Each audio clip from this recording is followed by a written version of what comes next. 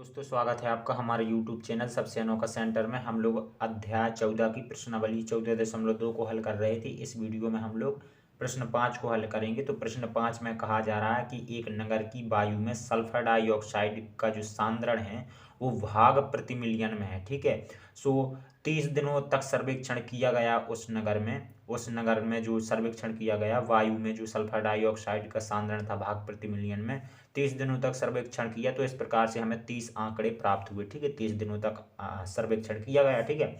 तो प्रश्न नंबर 1 में कह रहा है कि 0.00 से लेकर के 0.04 और 0.04 से 0.08 इस प्रकार से अंतराल लेकर के एक सारणी बनाइए। ठीक है। नंबर 1 में कह रहा है। और नंबर 2 में कह रहा है कि जो सल्फर डाइऑक्साइड का सांद्रण है वायु में वो कितने दिनों तक 0.11 भाग प्रति मिलियन से अधिक रहा है। ठीक है।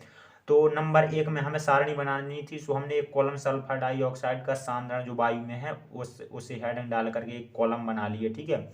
और प्रश्न कह रहा था ये हमें अंतराल लेकर के कॉलम बनाना है। तो हमने 0.00 से 0.04 और फिर 0.04 से 0.08 और इस प्रकार से हमने 0.20 से 0.24 तक बना लिया। ठीक है।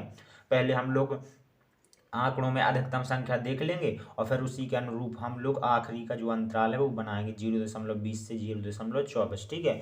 और दूसरा कॉलम बनाया हमने बारंबारता, यानी कि बारंबारता का मतलब है जो हमें दिनों की संख्या होगी वो हम लोग इसमें लिखेंगे। ठीक है।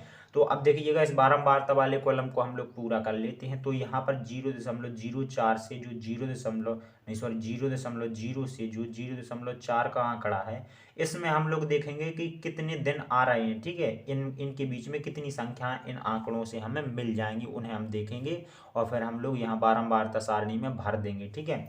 लेकिन इसमें 0.04 को शामिल नहीं किया जाएगा क्योंकि ये दूसरे वाले अंतराल में, सो 0.04 दूसरे अंतराल में शामिल होगा। इसी प्रकार से ये जो 0.08 है ये आखिरी की संख्या है, इसमें शामिल नहीं होगी दूसरे अंतराल में, ये तीसरे वाले में होगी।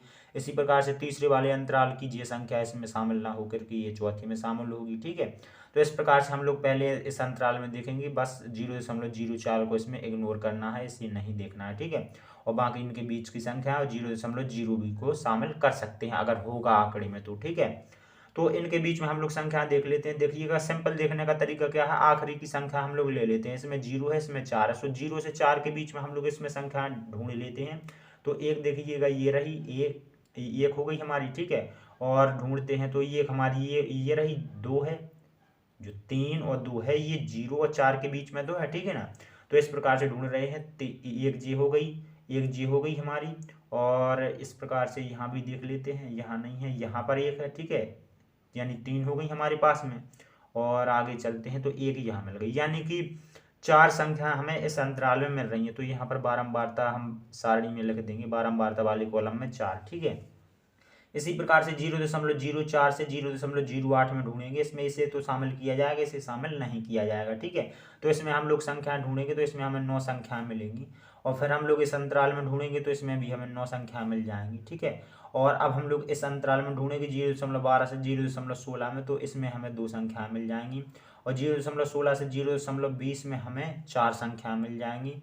और 0.20 से 0.24 के अंतराल में हमें 2 संख्याएं मिल जाएंगी। ठीक है। अब हम जो बारंबारता की जो संख्या है यानी कि दिनों की संख्या हमें इन्हें टोटल कर देंगे, जोड़ देंगे। सो यहाँ पर हमारा 30 आ जाएगा। ठीक है।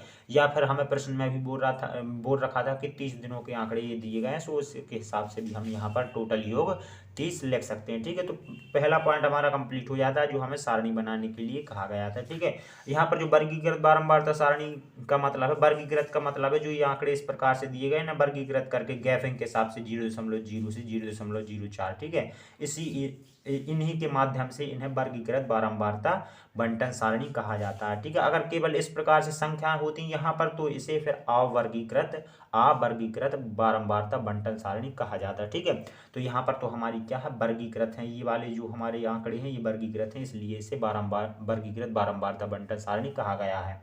अब देखिएगा दूसरे वाले पॉइंट में कहा जा रहा था कि सल्फर डाइऑक्साइड का जो सांद्रण है वो हमारा 0.11 से अधिक कितने दिनों तक रहा। ठीक है। तो यहाँ पर देखिएगा, यहाँ पर थोड़ी ध्यान देना कि यहाँ पर 0.08 से 0.12 है, इसमें 12 तो शामिल नहीं किया जाएगा, ठीक है। 12 तो इसमें शामिल किया जाएगा, यानी कि 12, 16, 16, 20, 20, 24, यानी कि 11 से ऊपर कहाँ मिल रहे हैं हमें, इन अंतरालों में 11 से ऊपर हमें सांद्रताएं मिल रही हैं, ठीक है। इसमें तो 12 को शामिल नहीं किया जाएगा, ठीक है। तो इनके दिनों की संख्या कितनी है, 2, इसके दिनों की संख्या 4 है और इसमें दिनों की संख्या 2 है, ठीक है। यानी कि हमें 2, 4, 6 और 6 और 2 8, 8 दिनों में 8 दिन ऐसे हैं जिनमें हमें 0.11 या फिर कह लें 0.11 से अधिक सांद्रण प्राप्त होगा वायु में सल्फर डाइऑक्साइड का, ठीक है। तो यहाँ पर लिखेंगे 2 + 4, दूसरे का हम आंसर लिख रहे हैं, +2 बराबर 8, 8 दिन सल्फर डाइऑक्साइड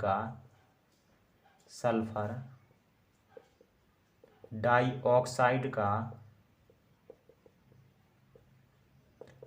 सांद्रण 0.11 से अधिक था, ठीक है। तो ये हमारे दूसरे पॉइंट का आंसर हो जाता। पूछ रहा था कि कितने दिनों तक 0.11 से सांद्रण अधिक था, तो ये कितने दिन है, 2, 4 और 2, यानी कि 8 दिन, ठीक है। तो इस प्रकार से हमारा 5वां प्रश्न कंप्लीट हो जाता है। चलिए मिलते हैं अगली वीडियो में।